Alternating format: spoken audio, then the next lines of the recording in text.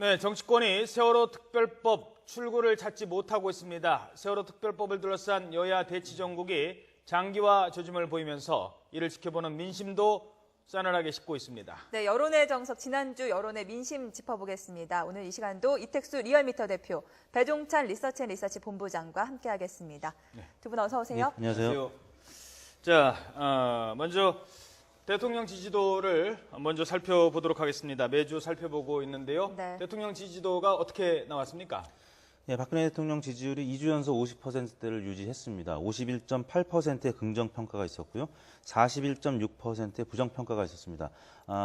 주 차로는 4주째 계속 이제 상승하고 있는 건데 이번 주 같은 경우는 이제 상승폭이 약간 둔화됐다는 점이 눈에 띄고요. 예. 그런 면에는 교황 방문 이후에 좀 지지율이 상승했다가 교황 방문 이후에 대통령이 유족들을 만나야 되는 것 아니냐 이런 여론이 있지 않습니까? 그런 부분이 좀 반영된 측면 같습니다. 네. 예, 어떻게 보십니까?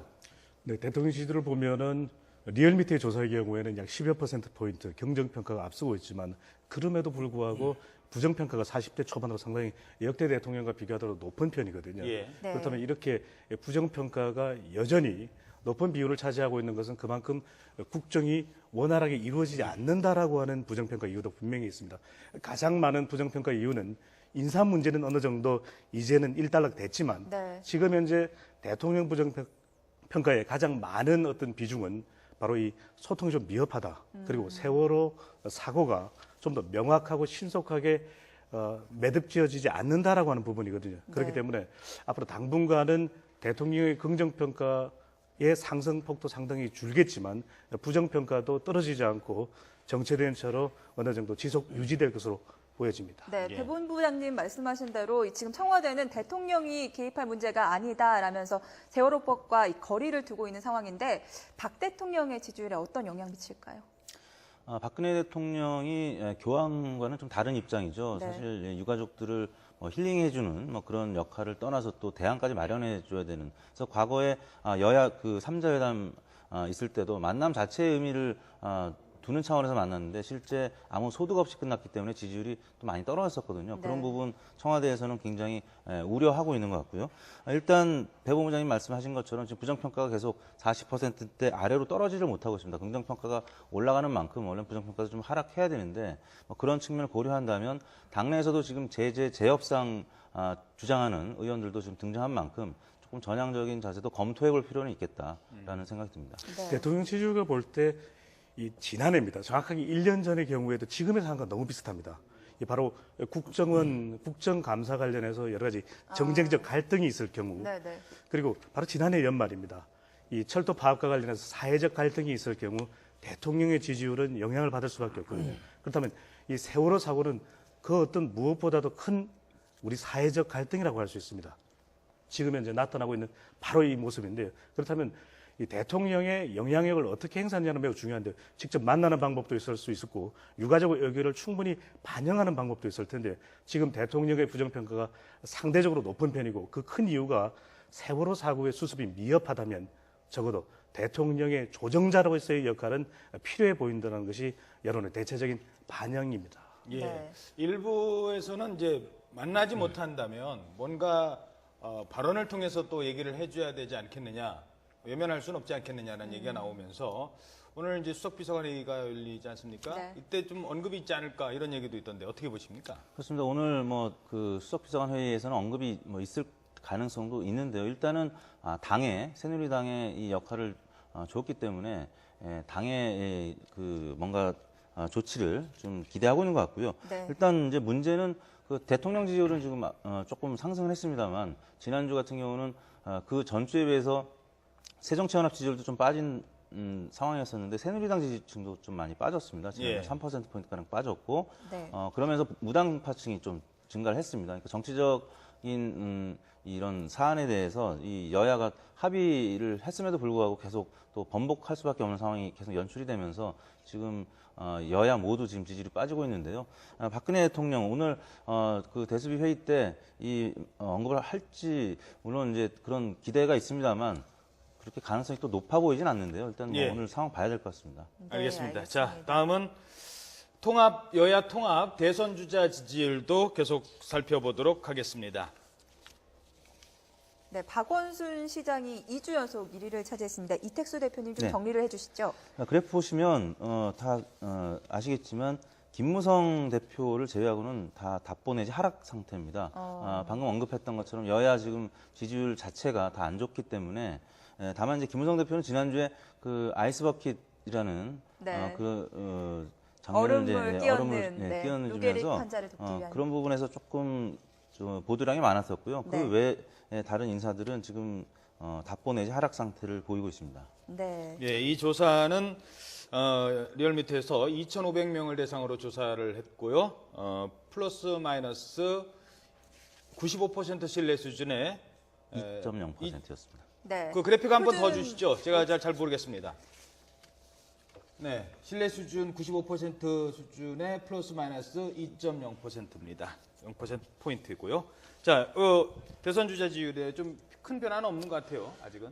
네, 지금 이러한 대선 지지율, 이 여권 내에서는 새누리당 내에서는 김무성 당대표가 가장 높은 지지율을 보였는데 가장 큰 이유는 이 여권 내에서 40대 지지율을 어느 정도 확보하고 있다는 것입니다. 예. 그것은 최근 들어서 당 내에서 그래도 혁신적인 코드의 이미지를 형성하고 있는 것이 바로 김무성 당대표라고 할 수 있지 않겠습니까? 여러 가지 발언을 내놓고 있는 부분인데 향후의 과제는 앞으로 이 세월호 사고와 관련해서 당대표로서 어떤 입장으로서 얼마만큼 지지층에게 그 영향력을 어필할 수 있느냐가 이 지지율의 향방이라고 할 수 있겠고요. 네. 이 박원순 시장이 가장 높은 지지율을 보이는 것은 원내의 새정치민주연합 지도력이 부재한 가운데 그래도 당 외에서 이러한 사회적 갈등에 대해서 구체적이고도 그리고 진지한 어떤 발언을 내놓고 있는 것이 이 야권의 지지층을 결집하고 있는 이유라고 할 수 있는데요. 향후에 박원순 시장의 지지율은 이 서울시 내에서 최근 대두되고 있는 여러 가지 안전 문제가 있거든요. 바로 빈 공간 문제, 영어로는 싱크홀이라고 하는데 예. 이런 네. 문제에 대해서 과연 이 박원순 시장의 해법은 무엇인가? 이 부분도 차기 대권 지지율에 영향을 미칠 것으로 보여집니다. 네. 3위에 오른 문재인 의원은 이제 유민 아빠를 대신해서 단식 농성에 동참하고 있는데 이런 행보를 두고 지금 박영선 원내대표를 견제하는 행보다라는 해석도 있거든요. 어떻게 보십니까? 강경파의 입장을 대변하는 문재인 의원 이번 사안의 경우에는 이제 본인이 정치적인 행보로 보지 말아달라는 이제 입장 표명을 했는데 네. 지금 지지율은 어느 정도 그 답보 상태에 지금 빠져 있다고 보는데요. 그 지지의 결이 좀 달라졌습니다. 그러니까 전체적으로 중도 보수층은 좀 이탈을 했고 또 새정치연합 지지층은 좀 지지율이 올랐고요. 아하. 네. 그러니까 야당의 선명성을 좀 원하는 그런 새정치연합 지지층의 지지를 좀 더 받게 된 건데요. 일단 당내에서도 지금 이 단식에 대해서는 여러 가지 이견이 있습니다. 그렇기 때문에 이번 주까지 계속 단식이 이어질 경우에 아마 지지율이 그 답보 상태에 빠질 가능성이 있거든요. 그래서 그런 네. 차원 문재인 의원으로서는 고민이 될 가능성이 커 보입니다. 한편으로는 중요한 과제는 이 문재인 의원도 바로 새정치민주연합의 경쟁력 확보가 가장 중요하거든요. 정확히 1년 전으로 돌아갑니다. 또 1년 전에도 바로 이 국정원 관련되는 논란 네. 그리고 또 한 번 민생을 과연 챙겨야 되느냐 이런 논란에 부딪혔지 않습니까? 그렇다면 지금 20% 초반 정도에 머물고 있는 새정치민주연합의 경쟁력을 확보하기 위해서는 당내의 영향력이 가장 큰 문재인 의원이 이 새정치민주연합의 지지율을 올릴 수 있는 좀 더 민생 경쟁력이 있는 정당으로서의 어떤 목소리를 좀 더 높이고 예. 그리고 어떻게 보면 지금 굉장히 새정치민주연합 내에 논란이 큰 이유 중에 하나가 바로 박영선 원내대표 바로 이 국민공감혁신위원장의 위상 자체가 상당히 취약하다는 거 아니겠습니까? 바로 그 부분을 강화시켜주는 것도 어떻게 보면 1년 전의 현상을 되풀이하지 않을 수 있는 그런 것으로 본다면은 지금의 문재인 의원이 과연 어떤 행보를 취하느냐는 새정치민주연합의 향후 지지율에도 매우 큰 영향을 미칠 것으로 분석됩니다. 예. 네. 자, 이제 본격적으로 세월호 특별법과 관련된 저희 여론조사, 리얼미터가 실시한 여론조사 살펴보도록 하겠습니다. 꽉 막힌 세월호 해법은 무엇인지 리얼미터가 조사한 내용이 있는데요. 간단하게 저희들이 정리를 하겠습니다. 네.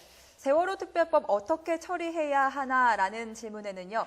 여야 재협상 안대로 통과하라라는 답이 45.8%로 가장 많은 비중을 차지했습니다. 하지만 유가족 뜻대로 재협상하자 결국 진상조사규명위원회에다가 수사권, 기소권 주자라는 안이 38.2%로 뒤를 이었습니다. 자, 정당 지지도별로 살펴보겠습니다. 새누리당 지지층은 재협상 안대로 통과해야 된다는 게 80.6%로 상당히 높게 나타났습니다. 반면에 새정치연합 지지층 살펴보도록 하겠습니다.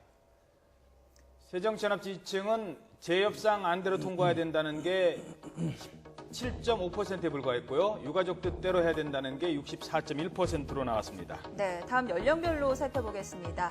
20대 층에서는 유가족의 이야기를 좀 들어달라라는 응답이 69%, 10명 가운데 7명 정도가 이렇게 답을 했고요. 예. 다음 30대 보도록 하겠습니다. 역시 유가족의 뜻대로 재협상을 하자라는 응답이 더 많았습니다. 52.52%로 10명 가운데 한 5명 정도가 이런 의견을 보였습니다. 반면에 이제 40대로 넘어가면 조금씩 달라지는데요. 여야 재협상 안대로 통과해야 된다는 의견이 더 많습니다. 49.6%, 50대 보겠습니다. 50대는 62.8%가 여야가 합의한 대로 통과를 해야 된다는 의견이